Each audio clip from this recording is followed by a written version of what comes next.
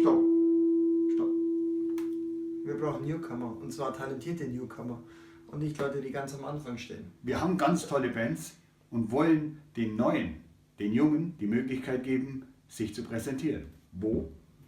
Bei Live am Marktplatz. Darf ich jetzt nicht mitmachen? Nein.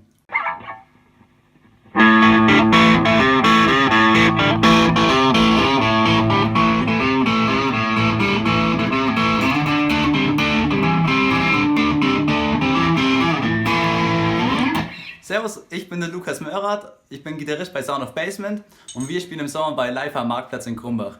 Ihr habt jetzt die Chance, euch als Vorband zu bewerben. Wir sehen uns.